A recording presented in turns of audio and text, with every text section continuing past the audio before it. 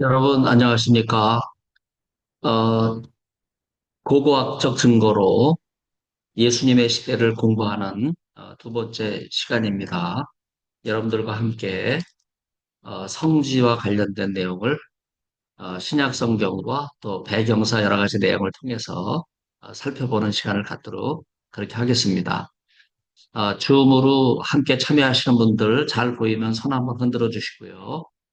유튜브로 보시는 분들은 제가 강의하는 내용에 어, 함께 참여해 주신 거 기쁨으로 생각합니다. 먼저 제가 준비한 그 강의 내용을 공유해 보도록 그렇게 하겠습니다.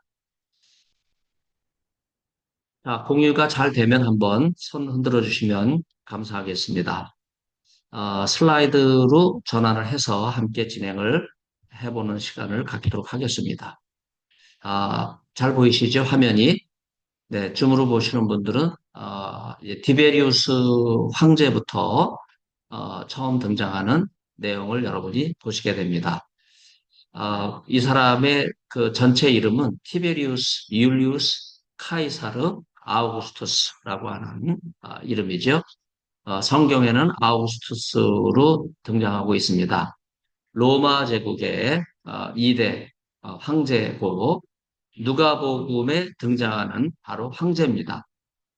실제로 일대 아우구스투스가 이제 앞티움 해전에서 승리하면서 그리스가 지배하던 지중해의 패권이 이제 로마로 넘어오게 되는 그런 여정들을 보시게 되죠. 지금 여러분에게 보여드리는 티베리우스는 2대고요.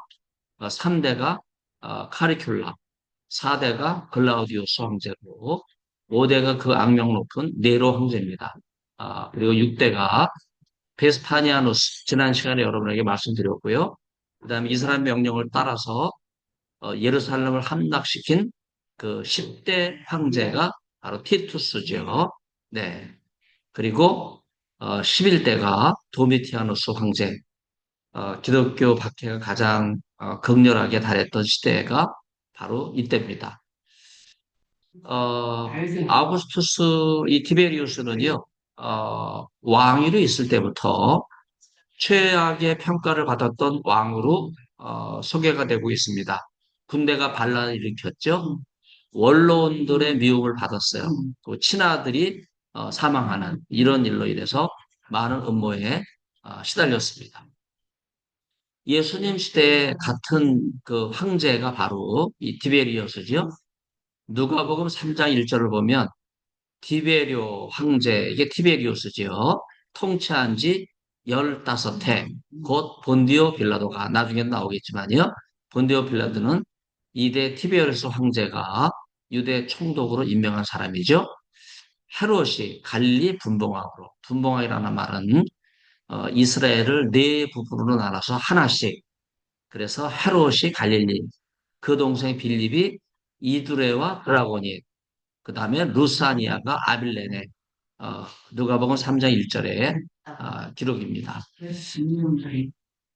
현 시대에는 이 디베리아스를 금욕의 황제로 어, 표시를 하죠. 돈을 굉장히 좋아했고 자기를 신성시했던 그런 황제로서 지중해 세계의 패권을 지배하면서 로마의 기틀을 다졌던 그런 황제로 알려져 있습니다. 헤롯의 이제 죽음도 우리가 한번 살펴봐야 되는데 평민에서 왕이 된 사람이죠. 왕위 계승 문제로 이제 문제가 제기될 때마다 권력이 뭔지 피해 숙정을 단행했던 사람이죠. 그리고 그 로마 황제에게 그 인정을 받으려고 대대적인 건축 사업을 벌려서 이스라엘 전역에 바로 이 헤롯의 어마어마한 그런 건축 유산들이 남아 있습니다. 재산을 어마어마하게 불려놨기 때문에 6번 유언장을 어, 바꿔야 해야 될 만큼 그는 변덕이 많았던 그런 왕입니다. 헤로디움은 이제 발굴이 됐는데 베들레헴 남방 쪽에 있죠. 바로 이 높은 산 전체를 이렇게 그 지금은 산처럼 보이지만요. 이거 평지에 태를 쌓은 거죠.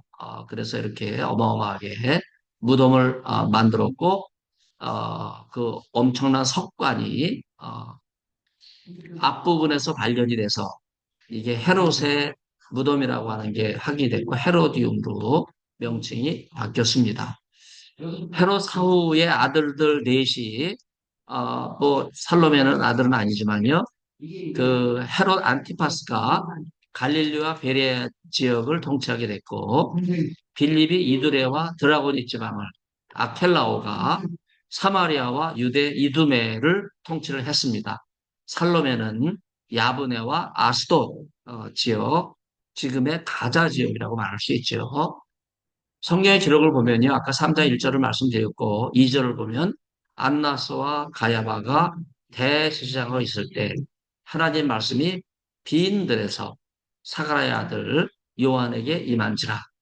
1절은 어마어마한 디베리우스 황제로부터 시작해서 또 그가 임명한 빌레도 총대, 유도 총독으로 왔죠.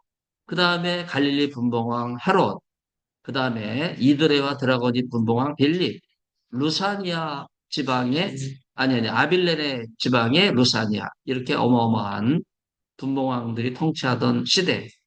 그리고 예루살렘 성전으로 보면은 안나스와 가야바 이들은 장인과 사위의 관계죠. 이들에게 하나님 말씀이 임한 것이 아니라 빈들의 그죠? 헬라어로는 에라모스죠. 광야라고 말할 수 있고 황무지라고 말할 수 있어요.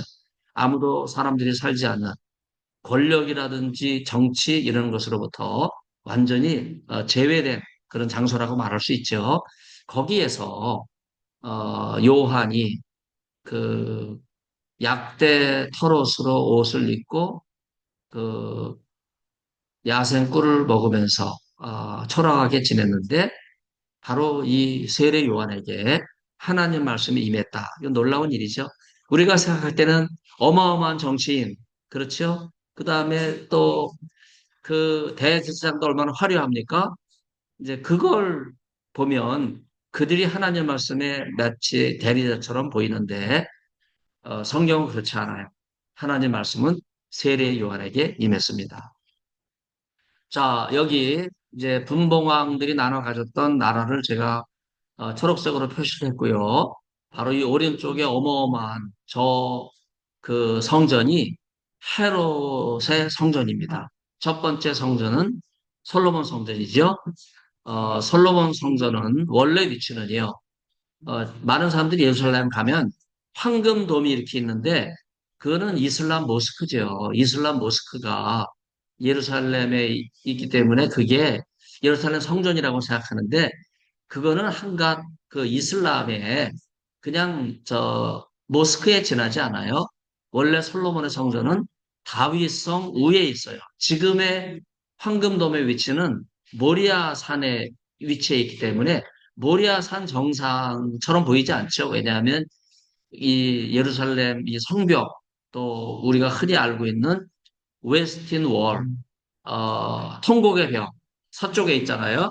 이제 그게 8층 높이로 되어 있기 때문에 모리아산의 위치를 알 수 없지만은 그러나 그 산 정상에 모리아산이 있고 그 바위는 그대로 남아 있고 원래 솔로몬의 성전은 그 밑에 이제 다윗성 지금의 모스크바하고 사이에 예루살렘 성전이 위치해 있었고 바로 헤롯이 두 번째 성전을 이렇게 화려하게 건축을 했습니다. 헤롯 왕가를 잠깐 소개해 드리면요. 미리암네를 또 통해서 아리스토블루스, 헤롯 필립이 또 등장하고 그 다음에 헤롯 안티파스가 등장하죠. 그 다음에 헤로디아의 딸로 연결되는 이런 내용들 여러분들이 중요한 가계도에서 확인을 해볼 수가 있겠습니다. 그리고 어, 지금 분봉왕들이 나눠서 갈릴리와 여기 베레아가 이렇게 나눠져 있잖아요. 사마리아와 대가볼리로 나눠져 있는 이제 이 지역 또 분봉왕들이 다스렸던 그 지대 어, 붉은색으로 표시된 것이 예수님께서 활동하신 그 예루살렘에 있는 바로 유대죠. 그 밑에 이두메가 있잖아요. 이 이두메는 원래 이스라엘 땅이 아니죠. 이방 베두인 족속의 땅이죠. 그런데 바로 헤롯 대왕이 이두메 출신이잖아요. 그래서 이 이두메까지 사마리아로부터 이두메까지 유대 분봉왕으로서 다시 됐던 그런 내용들이 여기 등장하고 있습니다. 유대 사마리아 이두메 이 지역을 다스리는 분봉왕이 이스라엘 역사와 정치, 종교, 경제의 핵심적인 그러한 내용이었기 때문에 유대 사마리아 이두메 이 지역을 포함한 헤롯 대왕의 위치가 위상이 굉장히 컸다고 말할 수 있겠습니다. 아켈라오는요, 그 자신의 이름을 따서 아켈라이스라고 하는 도시를 만들었는데, 바로 그것이 여리고의 복구된 궁전의 이름이죠. 수로 시스템을 만들어서 물을 끌어들였고, 그래서 아켈라이스라고 하는 도시를 여리고에 건설을 했습니다. 권력의 욕망이 강하고 잔인했던 아켈라오는요, 개인 초기부터 악평을 받았죠. 그러나 아켈라오가 그의 아버지 헤롯을 이어 유대의 왕이 됨을 듣고 거기 가기를 무서워하더라. 꿈에 지시하심을 받아 갈릴 지방으로 떠나 마태복음 2장 22절 예수님께서 헤롯의 박해를 피해서 이집트 올드 카이로 피신을 갔던 바로 그 교회에서 다시 이제 고향으로 돌아오려고 했을 때 그 아들 아켈라오가 뒤를 이어서 왕이 됐기 때문에 돌아가지 못했던 그런 상황을 생각을 해볼 수가 있겠습니다. 특히 이 아켈라오는요, 뭐 사진 보시면 아시겠지만요, 굉장히 포악하게 생겼죠. 반란이 일어나게 될 때 무차별하게, 잔혹하게 어, 그 진압을 했던 왕입니다. 그래서 유대인들의 많은 반발을 받았죠. 9년간의 철권 통치가 막을 내리고 갈릴리 지방으로 추방이 돼서 결국은 민심이 이 아킬라오를 떠난 거죠. 15년 후에 그냥 야인으로 지내다가 사망하고 맙니다. 권력에 있을 때는 뭐 대단해 보이지만요. 권력이 그 영원한 게 아니잖아요. 결국은 그 권력의 정점에 있을 때 선정을 베풀고 자비를 베풀어야 되는데 너무 잔혹한 억압 정책을 폈기 때문에 결국은 이런 야인의 신세가 돼서 비참하게 생을 마감하는 자, 그 다음에 분봉왕 가운데 안티파스 헤로데는 또는 헤롯 안티바라고 불리는데 갈릴리와 베레아 지역의 통치자였습니다. 예수님께서는요, 이 안티파스를 언급하신 적도 있죠. 그래서 이 안티파스가 갈릴리와 베레아 이렇게 동그라미로 제가 색깔로는 그 자주색으로 표시한 바로 지역입니다. 헤로디아의 결혼 문제가 안티파스의 발목을 잡았죠. 그리고 이 부정한 결혼에 대해서 문제를 제기했던 세례 요한을 처형을 합니다. 세례 요한은 막강한 권력 앞에 이 헤로디아를 취한 안티파스를 향해서 간음했다. 하나님은 아신다. 강력하게 어, 문제를 제기를 해요. 그러니까 이 권력을 쥐고 있었던 안티파스 가만히 있지 않죠? 결국은 이 세례요한을 옥에 가두게 되죠. 안티파스는 도덕적인 결함이 있음에도 불구하고 현명하고 능력 있는 통치자였어요. 세포레스를 재건한 것이 이 안티파스의 가장 큰 공헌이에요.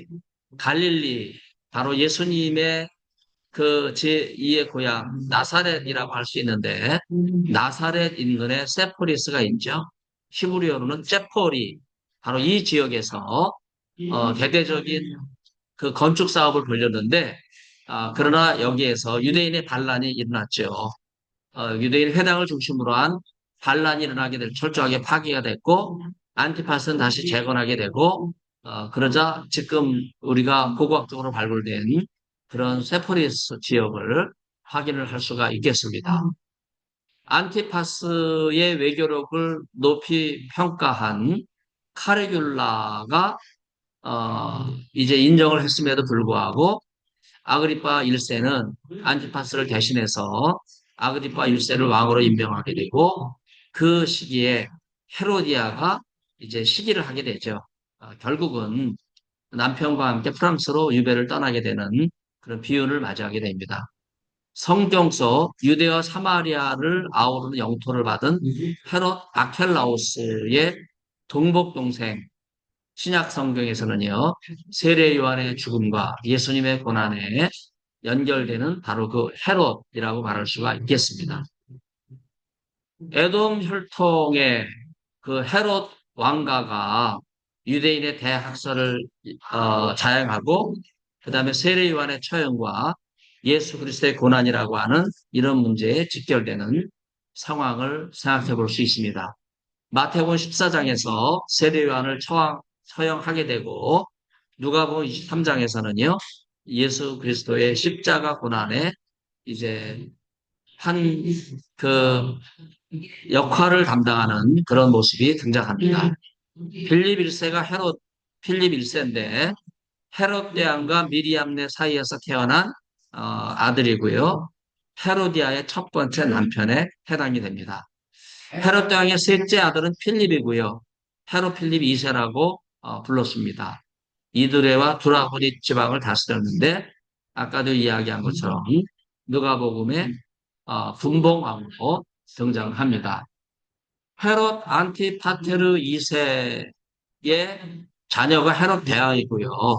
이 헤롯 대왕에서 이제 안티파테르, 그 다음에 헤롯 안티파스, 아켈라오, 그 다음에 필립 2세와 그리고 필립 1세, 이드레와 드라고니쯤을 분봉왕하고 헤롯의 첫 남편 이렇게 계보는 헤롯 가문의 가계도가 연결이 됩니다.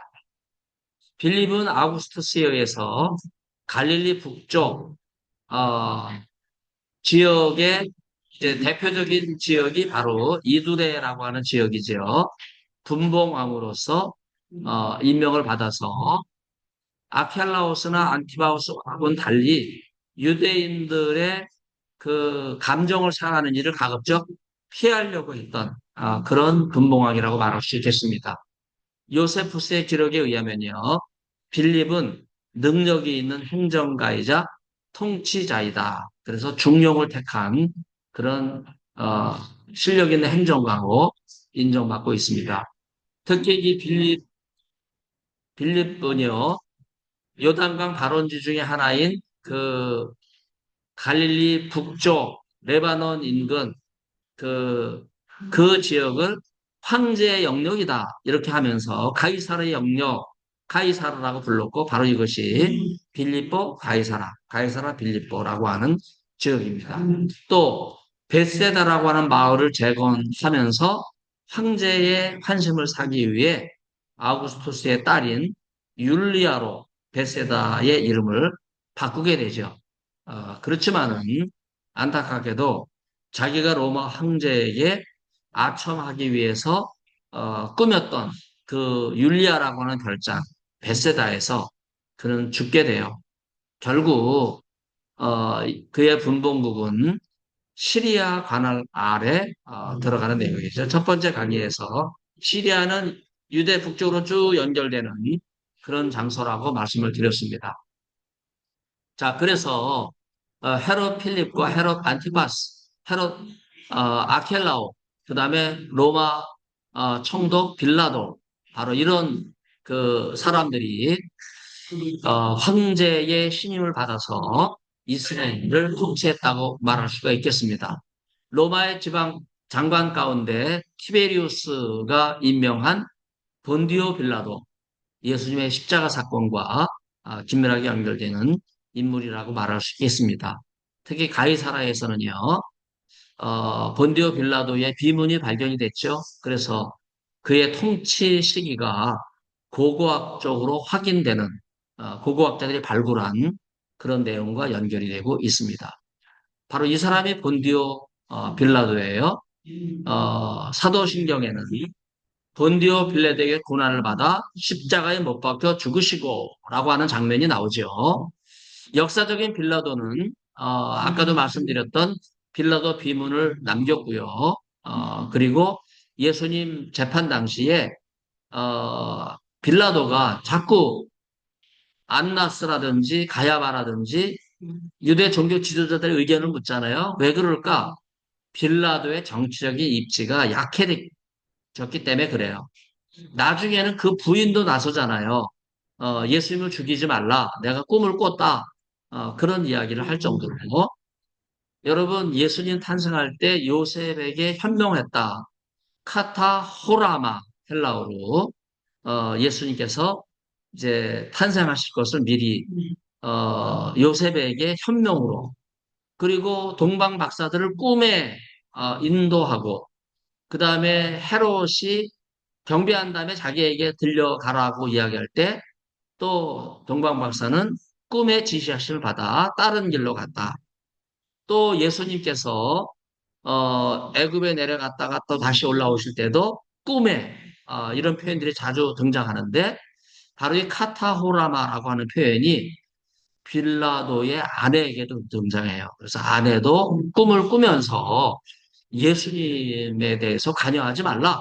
이제 이런 이야기를 빌라도에게 전하게 되죠. 그래서 빌라도는 손을 씻고 나는 예수님의 죽음과 무관하다. 이렇게 비겁한 모습을 보이고 있는 것이 예수님의 순환과 관련된 베드로의 모습입니다. 외경에는 베드로 행전이라고 있고요. 니고데모 복음서에도 베드로가 등장하고요. 그다음 황제에게 보고하는 문헌인 악타 필라티 빌라도의 행전이라고 하는 기록에 보면 예수님을 십자가에 못 박은 것을 후회하는 그런 장면이 나옵니다.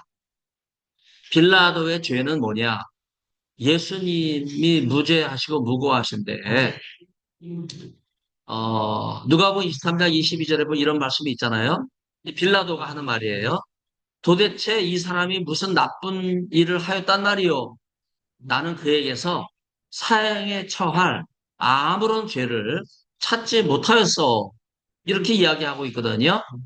그만큼 빌라도는 예수님의 무죄를 알고 있었어요. 세 번이나 예수님의 무죄를 인정한 사람이에요. 그러나 그 시대의 사회 정치적 혼란스러운 모습에서 빌라도가 자기가 정치적 입지가 약한 것을 알고 정치적 선택을 하잖아요. 그게 빌라도의 치명적인 잘못입니다. 로마 시대의 유대 종파들에게 이제 들어가면서 70년 예루살렘이 로마군에 의해서 멸망이 되자 유대인의 분봉왕 체제가 무너지고 그 다음에 예루살렘 성전이 무너지고 바리새파 랍비들이 90년경에 얌리아, 야브네에서 랍비 유대교를 창건하고 유대교를 회복하는 운동을 벌이게 될 때 랍비 바리새파 유대인들이 정통 유대교로 자리매김하는 이런 현상들을 우리가 확인을 해볼 수 있겠습니다. 고대 유대 종파에는 다양한 종파들이 어, 존재했었는데 요세프스의 기록에 의하면요 바리새파와 사두개파와 에세네파 그리고 제사 종파인 열신당 젤로 땅이 기록에 남아서 전해져 오고 있습니다.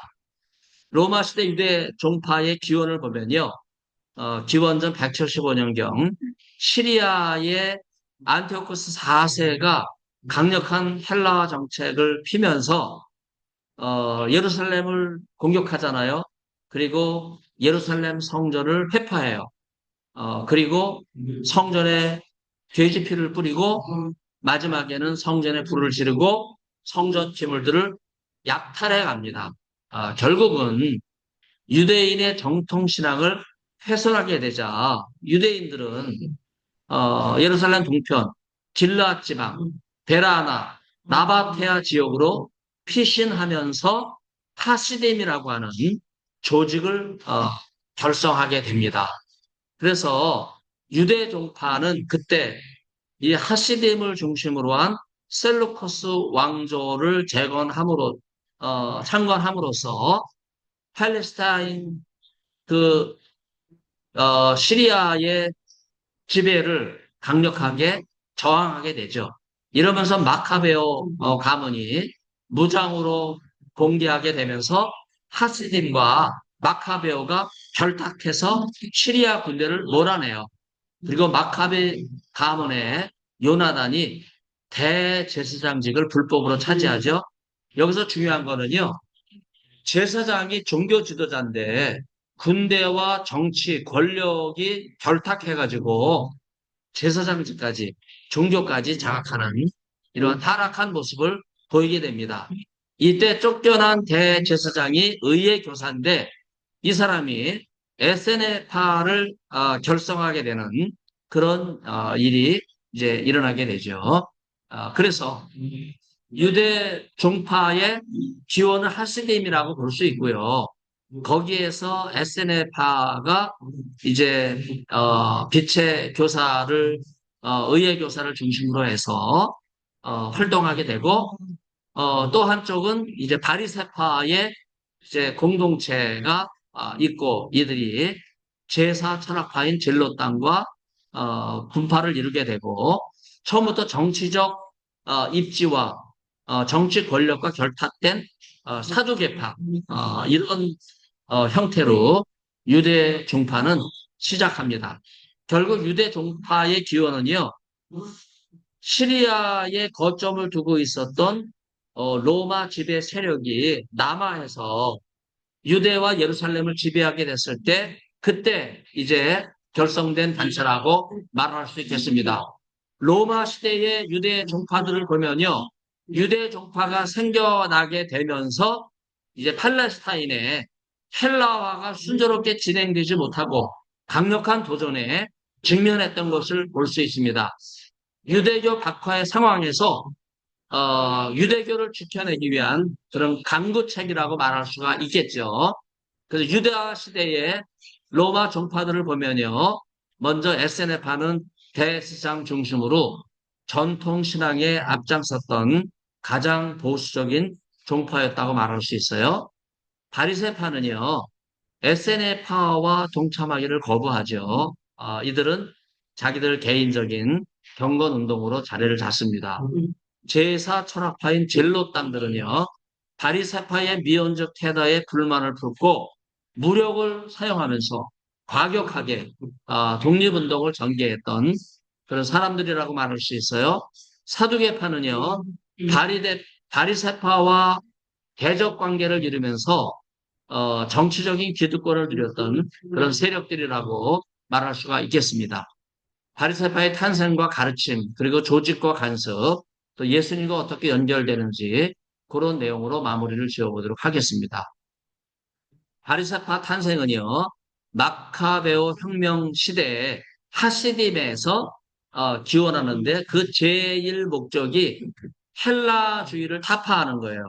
그러면서 유대 율법주의 신앙을 회복했던 이런 내용인데 바로 이 바리새라고 하는 용어는요.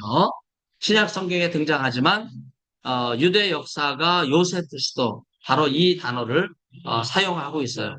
그러니까 신약 성경 다음으로 신약 성경 배경사에 많이 인용되고 있는 것이 바로 요세푸스의 기록이라고 말할 수가 있겠죠. 바리새파의 기원은요. 가르침은 세 가지예요. 구두로 전해진 내용과 그 다음에 그 구약의 토라의 내용 그리고 진보적인 성향의 내용들.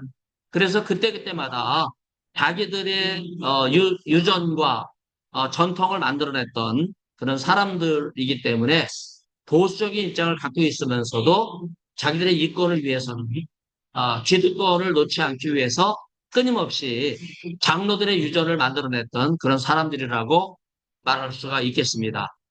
바리새파의 조직과 간섭을 보면 제의적인 정결법, 안식일 준수, 11조에 관심이 많았고요. 구두 전승을 굉장히 중요하게 생각했고 자기들끼리 만들어 놓은 전통을 의지해서 다른 사람과 종파와 소통하기를 싫어했던 분리주의자들이라고 말할 수 있어요. 그러다 보니까 자연스럽게 소그룹의 모임으로 전락을 하게 되고 자기들끼리의 공동 식사와 그 다음에 경건 생활을 주도했던 그런 내용들이 나옵니다. 그래서 바리새파는요, 자기들이 내리는 율법에 대해서 기준을 정하고 그것을 제시하고 따르라고 명령해서 따르지 않으면 모두 다 죄인으로 배척을 했던 이런 사람들이에요. 그래서 많은 유대인들로부터 자기들의 경건을 외적으로 드러내려고 했던 그런 사람들이라고 말할 수가 있겠습니다. 바리새파에 대해서 예수님께서는요, 굉장히 비판을 많이 하셨죠. 마태복음 6장 5절로 18절을 보면 외식하는 자들이다. 그다음에 기도와 금식을 너무 형식적으로만 한다. 이런 말씀을 하고 있고요. 마태복음 23장 1절 이하에서 보면은 외식하는 서기관들과 바리새인들을 한테 묶어서 예수님께서 비판하시는 그런 내용이 나옵니다. 예수님과 바리새인들의 접촉을 보면 누가복음 7장 36절에 한 바리새인이 예수께 나와 자기와 함께 잡수시기를 청하는 그런 내용이 나오고요. 요한복음 3장을 보면 밤에 바리새인 중에 한 사람 니고데모가 예수님에게 찾아와서 어떻게 하여야 영생을 얻을 수 있으리까 하는 질문을 하고 있는 그런 내용을 볼 수 있습니다. 그러나 바리새인들 사이에서는요, 구도 전승에 대한 인식 차이가 많았어요.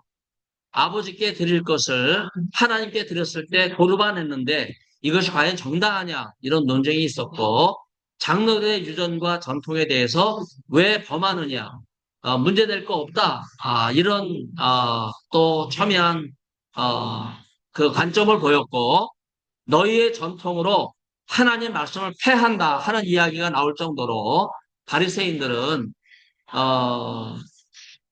많은 그 문제를 야기했던 그래서 예수님께서는요 바리새인들을 비판했던 그런 내용이 나오죠.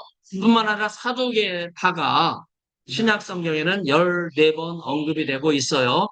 이 사스몬 왕조 요한 히르카누스 때부터 이제 출발했다고 볼 수 있는데 바리새파는 정치인들이에요. 그래서 제사직, 대제사장직을 돈으로 사서 매관 매직으로 정치 권력과 종교 권력을 유지하려고 했던 그런 사람들이라고 말할 수가 있겠습니다. 그래서 유대 종파의 가장 대표적인 그런 사람들이 바리새파, 사두개파, SNF파입니다. 그 다윗과 솔로몬 시대의 기원으로 사두개파를 보는 그래서 사독 계열에서 나온 것이 대제사장 사독이기 때문에 자연스럽게 이 사독 계열과 연결되는 그런 내용도 더 이스라엘 역사로 거슬러 올라간다고 볼 수 있습니다. 그럼에도 불구하고 사두개파 사람들은 구두 전승을 거부했어요. 부활을 거부하고 천사를 거부하고 그래서 마태복음 22장 23절을 보면 부활이 없다 하는 사두개인들이 등장하고 사도행전 23장 8절을 보면 이 사두개인은 부활도 없고 천사도 없고 영도 없다 하고 바리새인은 다 있다 하면서 서로 두 종파가 대립하고 대결하는 그런 양상을 보여주고 있습니다. AD 70년 유대 전쟁이 예루살렘에서 일어나게 될 때 이 예루살렘 전쟁과 함께 사라진 정치 지도자가 바로 사두개파들이죠. 이 사두개파는 정치적 이권 개입을 위해서 수단과 방법을 가리지 않았던 그런 사람들이에요. 그래서 이 사람들을 종교 지도자라고 말하기는 어렵죠. 왜? 이 사람들은 매간 매직을 통해서 자기들의 권력을 유지하려고 했던 그런 사람들이라고 말할 수가 있겠습니다. 이 사회 두루마리에 대해서 어제도 지난번 강의에서 말씀을 드렸는데 1947년부터 56년까지 그리고 2007년까지 11번 그리고 또 한 번, 12번에 걸쳐서 발견된 것이 사해의 두루마리입니다. 예루살렘 동쪽 사해, 북서쪽 연안에 있었던 동굴에서 발견된 내용이고요. 1차 유대인의 반란이 있을 때 로마 군대로부터 보호하기 위해서 숨겨두었던 그런 두루마리가 1947년에 한꺼번에 발견이 됐죠. 여러분이 보시는 이 사진에 제4 동굴 이사야 완전본이 완전하게 드러난 그런 동굴이라고 말할 수 있겠습니다. 사해 두루마리는 첫 번째 동굴부터 11번째 동굴까지 무려 11개 발견이 됐고 900여 개 발견이 돼서 성경 사본과 유대교 후기 문서에 굉장히 중요한 역할을 했고요. 공동체 생활과 주일집, 그리고 성령 주석에 많은 고고학적 문서를 간직하고 있는 그런 어, 고고학적 유물입니다.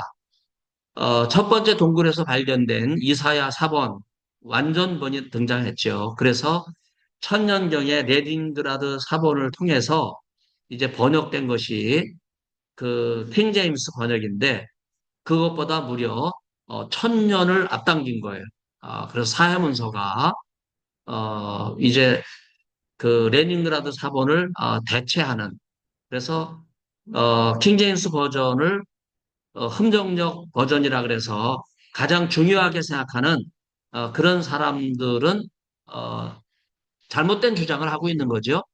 한국의 말씀 보존 학회가 이러한 전통을 이어가고 있는데 잘못된 겁니다.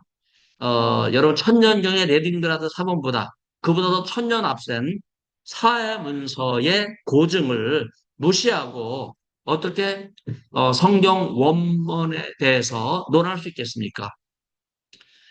특히 이 이사야 완전본은요, 무려 예수님보다 200년이나 앞선 필사본으로 그렇게 전해지고 있기 때문에 히브리어 본문 가운데서는 가장 오래된 본문이에요. 보존 상태가 아주 우수하죠.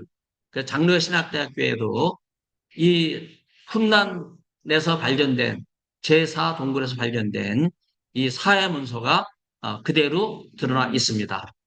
그래서 이사야 사본 이제 두 번째 사본은 1세기에 필사된 건데 오히려 2세기 기원전 2세기 예수님보다 200년 앞선 사본이 더 보존 상태가 좋다 하는 것을 우리가 생각을 해볼 수가 있겠습니다. 사해 두루마리는 고대 책의 두루마리 제작의 결정판이라고 말할 수 있어요. 그래서 구약 성경 여러 본문들 히브리어와 아람어 일부 헬라어도 발견이 된 그런 내용이 사해 두루마리입니다. 경전뿐만 아니라 외경과 위경 연구에 있어서 굉장히 중요한 고고학적 유물이 바로 사해 두루마리죠. 팔레스타인 유대교인의 종파, 특히 SNF파라고 이야기하는데 지난 시간에 제가 말씀드렸죠. 사회 문서를 만든 쿰란 공동체는요, SNF파가 아니에요. 이들은 성경을 필사하기 위한 공동체였다. 그래서 이 요세푸스가 SNF파라고 주장을 했기 때문에 그걸 많이 따라가는데 이러한 주장에는 한계가 있어요. 물론 SNF파의 일부가 의예 교사를 추종하면서 따로 사회 서쪽 성벽에 살았다. 그 유대인의 집단으로 요세푸스가 그렇게 증거하고 있지만은요. 그러나 여러분 쿰란 공동체는 폐쇄적인 공동체가 아니에요. 제가 신약 여행이라고 하는 책에서 쿰란 공동체를 새롭게 제시를 했는데 여러분 쿰란이라고 하는 지역을 가보세요. 거기는 개활지예요. 개활지라는 게 뭐예요? 전망이 확 트인 곳이거든요. 이 전망이 확 트였다고 하는 것은 뭐예요? 많은 사람들의 왕래가 이 사해 북단, 남단을 통해서 자유롭게 왕래했던 그런 지역이라고 말할 수 있어요. 그래서 쿰란 공동체를 폐쇄된 그리고 자기들만의 공동체를 이뤘던 한 분파다 그렇게 주장하는 것은 잘못된 거예요. 그래서 쿰란 공동체는 사두개의 한 분파다라고 주장하는 그 시프만이라고 하는 학자도 우리가 한번 예를 들어서 생각을 해볼 수가 있겠습니다. 그 사해 바다가 보이고 그 언덕 개할지에 이렇게 쿰란 공동체가 발견이 됐는데 그 가운데는요, 어, 커다란 건물 흔적이 하나 있죠. 그 건물은 바로 도서관이에요. 도서관 옆에는 양피지 제작하는 장소가 있고 또 한쪽에는 성경을 필사하는 장소가 있고 그 필사된 성경을 한데 모아서 보존하는 그런 도서관이 있는 그런 장소입니다. 쿰란 공동체가 이제 이스라엘 백성들이 시리아 군대에 어, 쫓겨서 빛의 교사를 중심으로 해서 어, 유대 여러 지역으로 흩어지게 되는 이제 그러면서 쿰란 공동체가 형성이 되고 그리고 요나단에 의해서 이제 피살이 되면서 대제사장직이 강탈되게 되었을 때 정치 지도자가 예루살렘의 대시장 역할을 하니까 그것도 피해 숙청을 통해서 또 관권과 금권을 통해서 제사장직을 유지하니까 더 이상 유대 종교 지도자들과 또 성경을 필사하는 무리들이 예루살렘에 머물 수가 없었던 거죠. 그래서 성경을 필사하기 위한 그런 공동체를 만들기 위해서 움직였다고 볼 수 있어요. 예루살렘 그 성전 중심의 제사 제도가 이제 붕괴가 되면서 더 이상 그 예루살렘 중심으로 활동하지 못했던 종교 지도자들은요, 이제 쿰란에 모여서 이렇게 어마어마한 도서관을 만들고 또 거기에서 어, 성경을 필사하고 두루마리를 제작하면서 또 예루살렘과 흩어져 있는 유대 종교자들에게 보냈는데 그래서 쿰란 공동체는 고립된, 폐쇄된 SNF파 공동체가 아니라 이스라엘의 각 종파로부터 파송된, 무엇을 위해서 파송됐어요? 성경을 필사하기 위해서 파송된 그런 공동체다 하는 것을 생각을 해볼 수가 있겠습니다. 쿰란 공동체의 특징은요, 율법의 준수와 이분법적 사상이라고 말할 수가 있겠습니다. 그래서 하나님께서 이루어 주신 그 공동체 이제 그것을 중요하게 생각하고 그들은 공동체 규율을 통해서 철저하게 율법을 연구하는 그런 삶을 살았던 사람들입니다. 그리고 하나님의 영원한 심판, 어, 또 죄에 대한 하나님의 심판 이런 거를 확고하게 믿었어요. 그러나 차이점은요, 바리새파와 근본적으로 달라요. 그런 점에서 이들은 육체적인 부활을 부정하죠. 그래서 예수님이 오셔서 영원 불멸뿐만 아니라 육체의 부활까지 이야기하셨던 이제 그런 내용들을 우리가 통해서 볼 수 있어요. 사도행전 17장을 보면 바울이 아레바고에 설교하지 않습니까?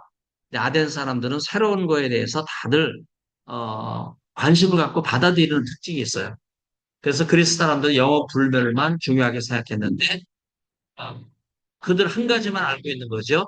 그들을 향해서 육체의 부활을 이야기하니까 그리스 사람들이 다들 새로운 가르침이라고 놀랬던 그런 내용들을 확인할 수가 있겠습니다.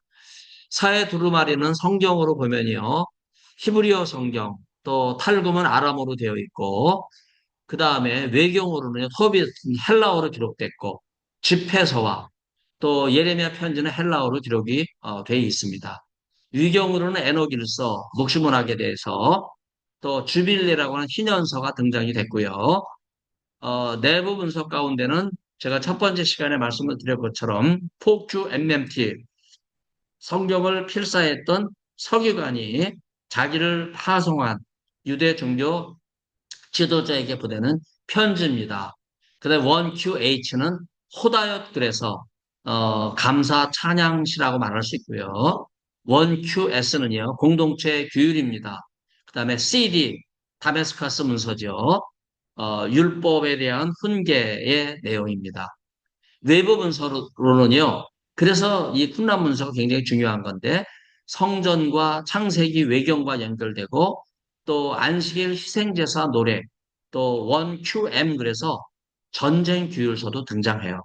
또 성경 해석에 있어서 이사야 주서, 호세아 주서, 미가 주서, 나훔 주서, 하박국 주서, 스바냐 주석이 등장했고요.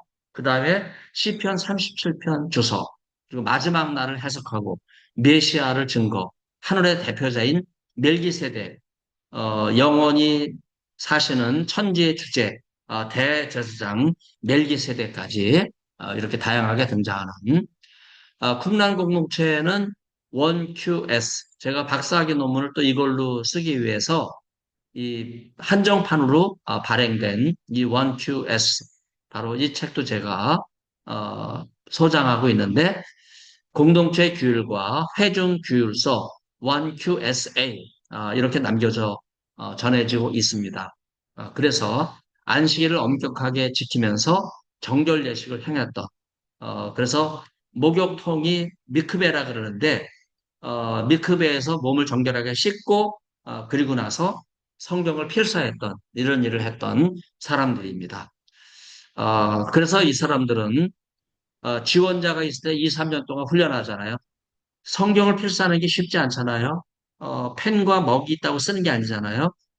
어떻게 양피지를 고르고 말리고 어떻게 이 양피지 주루마리를 만들고 그 다음에 성경을 필사하는 이런 훈련을 2, 3년을 거쳐서 완전하게 완벽한 형태로 훈련이 됐을 때 그때 성경을 필사하게 하는 이런 역할이 바로 주어졌습니다. 자, 마지막 쿰란문서 가운데 불법적인 제사장들에 의해 변질된 예루살렘을 떠나 어, 세속화된 예루살렘, 성전이 회파된 예루살렘, 돼지 피가 뿌려진 예루살렘, 여기를 떠나서 경건과 금욕을 위해서 메시아를 기다리는 쿰란 공동체. 하나님 외에 그 어느 누구도 섬김의 대상이 될 수 없다 하면서 하나님만 섬겼던 그들. 마지막 성화까지 하나님만 바라보며 나아가기를 희망하며 기도하는 이러한 모습. 이것은 분명히 예수님 말씀, 누가복음 16장 13절이죠. 이제 Q 16장 13절이라고 이야기하는데 아무도 두 주인을 섬길 수 없다. 그가 한쪽을 미워하거나 다른 쪽을 살아가든지 그가 한쪽을 섬기거나 다른 쪽을 업신여길 것이다. 너희는 하나님과 만물을 함께 섬길 수 없다. 이런 말씀은 분명히 예수님의 가르침이 쿰란 문서와 연결되는 그런 내용이라고 말할 수 있어요. 쿰란을 가면 쿰란 영화관에 가서 소영화, 작은 짤막한 영화를 감상하게 되는데 그때 세례 요한이 쿰란을 방문해요. 그 이유가 뭘까? 나오진 않아요. 저는 분명하게 여러분에게 대답을 드립니다. 세례 요한이 쿰란 공동체를 방문한 이유는요, 바로 쿰란 공동체가 성경을 필사했던 모임이었기 때문에 그래서 거기를 방문한 거예요. 자, 그리고 또 예수님도 세례 연휴 활동했던 베다니 에논 근처에서 세례를 받으시잖아요. 바로 거기에 쿰란 공동체 있었어요. 그래서 예수님께서 쿰란 공동체를 가셨다고 하는 기록은 나오지 않지만 그러나 분명히 우리는 확인할 수 있죠. 바로 예수님이 성경을 읽기 위해서 성경 도서관인 쿰란 공동체를 가셨다. 그렇게 말씀드릴 수가 있겠습니다. 네, 제가 오늘 여러분들과 함께 성지, 고고학적 유적을 통해서 또 정치사, 배경사적인 그런 내용을 통해서 말씀을 드렸습니다. 이 외부에서 진행을 해서 다소 좀 요란했고 제가 강의를 하니까 또 다른 사람들이 막 소리를 높여가지고 여러분에게 강의가 잘 들렸는지 걱정이 됩니다만은 오늘 고고학적 배경 접근을 통해서 예수님의 시대를 조망하는 이런 내용도 성경 연구하는데 굉장히 중요한 내용이거든요. 왜냐하면 하나님의 말씀은요 역사 속에서 나온 거예요. 그래서 이 역사적인 배경, 신약의 여러 다양한 문서적인 배경을 통해서 연구하는 것이 너무나 중요하다 할 수 있겠습니다. 자, 여러분, 긴 시간 함께 참여해 주시면 감사드리고요. 다음 시간에 다시 만나도록 하겠습니다. 감사합니다. 메리 크리스마스, 해피 뉴 이어. 예수님 사랑해요. 감사합니다. 네, 제가 진행하는 것을 마치도록 그렇게 하겠습니다. 네, 감사드려요. 네.